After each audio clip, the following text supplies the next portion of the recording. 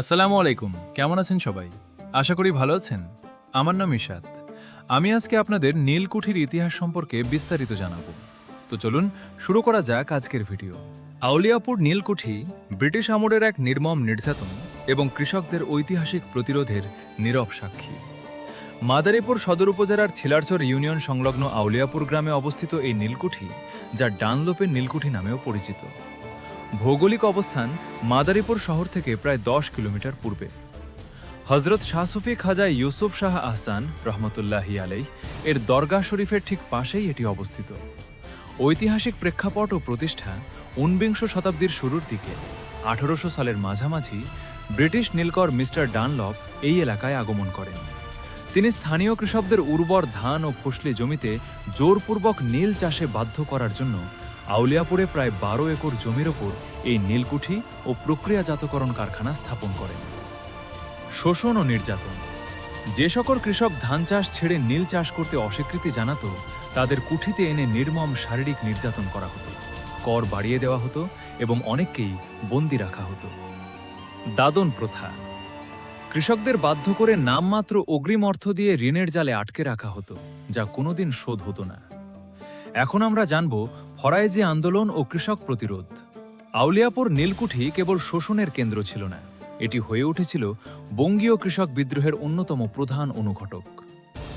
হাজী শরীয়তুল্লাহ ও দুদু মিয়া। মাদারীপুরের সন্তান হাজী শরীয়তুল্লাহ এবং পরবর্তীতে তার পুত্র দুদু মিয়ার নেতৃত্বে শুরু হওয়া ফরায়েজি আন্দোলন এই নীলকুঠির অত্যাচারের বিরুদ্ধে সোচ্চার হয়। সংগঠিত প্রতিরোধ। ফরায়েজি আন্দোলনের অনুসারীরা নীলকর ডানলপ এবং স্থানীয় অত্যাচারী জমিদারদের খাজনা ও নীল চাষের বিরুদ্ধে সংঘবদ্ধ প্রতিরোধ গড়ে তোলে। এই আন্দোলন নীলকরদের ভীত নাড়িয়ে দিয়েছিল। বর্তমান অবস্থা প্রায় বিলুপ্তির পথে। 12 একরের বিশাল পরিদর্শনের জায়গার সিংহভাগই কালক্রমে দখল ও ক্ষয়ে গেছে। অবশিষ্টাংশ। বর্তমানে নীলকুঠির মূল ভবনের পোড়া ইটের দেয়ালের ভিতর চৌবাচ্চা বা প্রক্রিয়াজাতকরণ হাউসের অবশিষ্টাংশ এবং একটি প্রাচীন কূপ দেখতে পাওয়া যায়। স্থানীয় ইতিহাসবিদ ও সচেতন নাগরিকরা এই ঐতিহাসিক প্রত্নতাত্ত্বিক নিদর্শনটিকে সরকারিভাবে সংরক্ষণ করে জাদুঘর বা পর্যটন কেন্দ্র হিসেবে গড়ে তোলার দাবি জানিয়ে আসছেন। এই পর্যায়ে আমরা জানব ফরায়েজি আন্দোলন। 19 শতকের প্রথমার্ধে তৎকালীন পূর্ব বাংলায়, বিশেষ করে মাদারীপুর, ফরিদপুর, বরিশাল ও ঢাকা অঞ্চলে গড়ে ওঠা একটি ধর্মীয় সামাজিক সংস্কার ও কৃষক প্রতিরোধ আন্দোলন।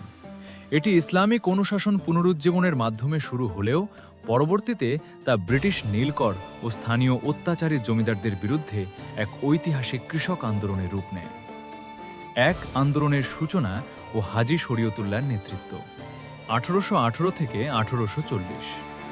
হাজী শরীয়তুল্লাহ 1781 থেকে 1840 মাদারীপুর জেলার সামাইল গ্রামে জন্মগ্রহণ করেন। দীর্ঘ সময় মক্কায় অবস্থান করে ইসলামিক জ্ঞান অর্জন শেষে 1818 সালে দেশে ফিরে তিনি এই আন্দোলনের সূচনা করেন। ধর্মীয় পুনর্জাগরণ। ফরায়েজি শব্দটি এসেছে আরবি ফরজ, অবশ্য পালনীয় নির্দেশ থেকে। তিনি দেখলেন বাংলার মুসলিম সমাজ কুসংস্কার, শিরিক ও বেদাতে নিমজ্জিত। তিনি সমাজকে খাঁটি ইসলামের দিকে ফিরিয়ে আনতে ফরজ কাজগুলো পালনে জোর দেন। সামাজিক মর্যাদা প্রতিষ্ঠা। শোষিত ও নিম্নবর্ণের মুসলিমদের আত্মমর্যাদা ফিরিয়ে দিতে তিনি কাজ করেন। তিনি ঘোষণা করেন যে আল্লাহর সৃষ্টি হিসেবে সকল মানুষ সমান। জমিদারদের অবৈধ কর প্রত্যাখ্যান। তৎকালীন জমিদারেরা বিভিন্ন পূজা পার্বণ ও নিজস্ব অজুহাতে কৃষকদের উপর অবৈধ ট্যাক্স, যেমন পৈতা কর, গোবোধ কর চাপিয়ে দিত। হাজী শরীয়তুল্লাহ কৃষকদের এই অবৈধ কর দিতে নিষেধ করেন। জুমার নামাজ স্থগিত। তিনি ঘোষণা করেন, যেহেতু বাংলা তখন ব্রিটিশ শাসনের অধীনে দারুল হারব, শত্রু কবলিত দেশ, তাই পূর্ণ স্বাধীনতা অর্জন না হওয়া পর্যন্ত এখানে জুমার ও ঈদের নামাজ স্থগিত থাকবে, যা ছিল এক পরোক্ষ রাজনৈতিক প্রতিবাদ। 2. দুদু মিয়ার নেতৃত্ব ও আন্দোলনের চরম উৎকর্ষ। 1840 থেকে 1862। 1840 সালে হাজী শরীয়তুল্লাহর মৃত্যুর পর তার সুযোগ্য পুত্র মহসিন উদ্দিন আহমদ দুদু মিয়া আন্দোলনের দায়িত্ব নেন।